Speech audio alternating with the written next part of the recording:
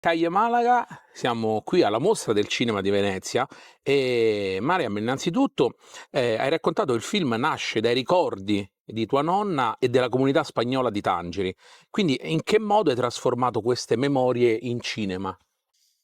That's a very good question. I think there was a big unconscious part in bringing back these memories. There was a need to continue hearing Spanish, which is a language I used to share with my mother. And after she passed, there was really the need of continuing to hear the Spanish, continuing to smell the food she made, which was Spanish food. I grew up.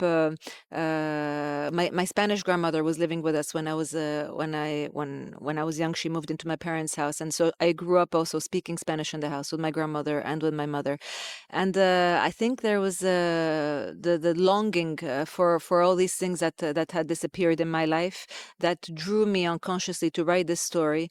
And the fact that everything got mixed up at a certain moment, of course, because my grandmother was part of the Spanish community that I knew so well from the inside, and that had always touched me very much. But I think that I felt also maybe a need to transmit that I hadn't felt before my mother and disappeared also. Ecco, mi ha colpito molto la scena dello svuotamento della casa quando trasferiscono Maria Angeles nella RSA. Uno svuotamento che di solito si fa quando una persona muore, quindi l'aura che c'era era proprio quella. E quindi parliamo anche di questo fatto e del fatto anche proprio di perdere la propria routine e libertà che penso che per una persona, al di là dell'età, sia veramente una cosa veramente tragica.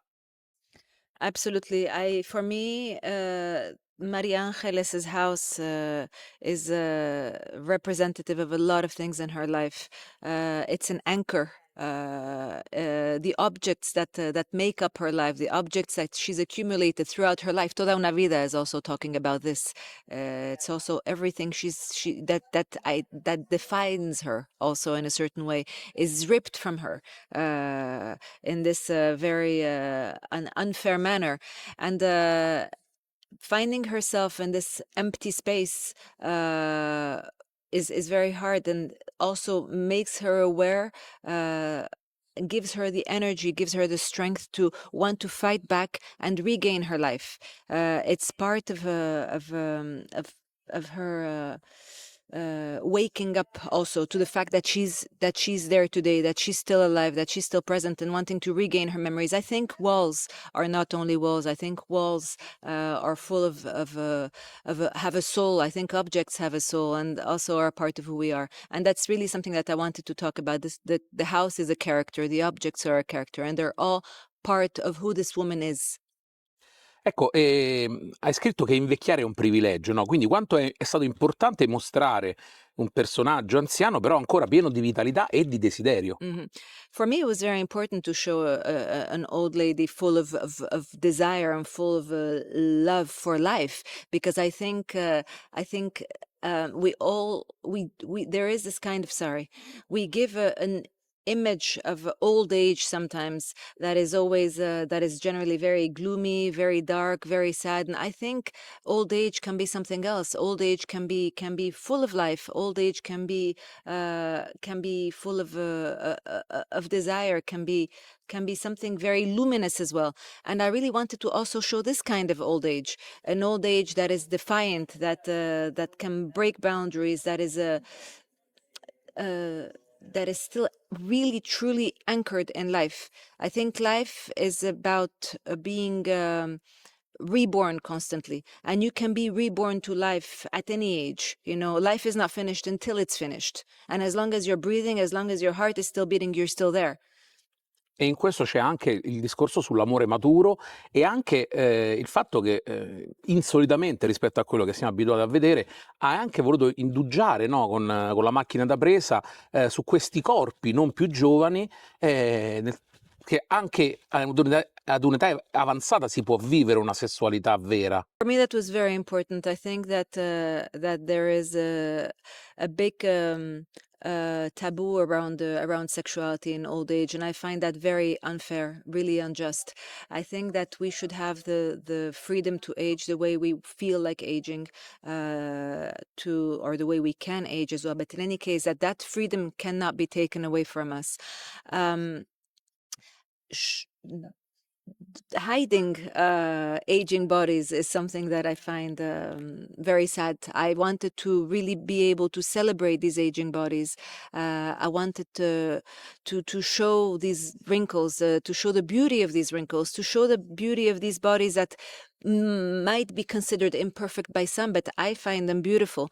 And I wanted Maria Angeles to also break all these molds that we generally have a tendency to put old people in, wherein they can't, with sexuality and the respectability of sexuality at a certain age, when it's considered okay to love, but not necessarily to desire physically, not necessarily to enjoy your body. And I wanted her to say, no, I'm enjoying my sexuality. I'm taking pleasure, and I like it, So for me, it was also about her making a statement. When she decides to take off his clothes and to take off her clothes and to let herself be seen and to see, for me, it's also a statement about her aging body. And it's an act of courage, and it's an act of strength that for me comes also with old age. And I think old age is beautiful. E una battuta finale su Carmen Maura, la tua protagonista magnifica come sempre. Carmen Maura is absolutely incredible. I think it was a real privilege for me to have her play this part in the film. The depth of the person that she is, really helped me also. I think be able to work the character the way I had imagined the character. When I met Carmen the first time, I realized straight away that it could only be her, because she had this love for life in her eyes, this energy, this I don't know, this vitality about her, something very, very beautiful that breaks with the expectations of old age. And that's what I wanted to break with, all these impositions, all these expectations, all these boxes that we tend to put old age or aging people inside. I wanted her to break them, and I think that's what she does. Bene, allora grazie, e ho adorato la battuta sul taglio di capelli, che mi ha ricordato molto quella di Bernadette in Priscilla. No, Okay, that's okay. I'll look out for it. Yeah, but you know what? For me, that's a moment where she realizes that no, she's not gonna let herself get. This is a turning point. Grazie, thank you. Thank you very much. Thank you.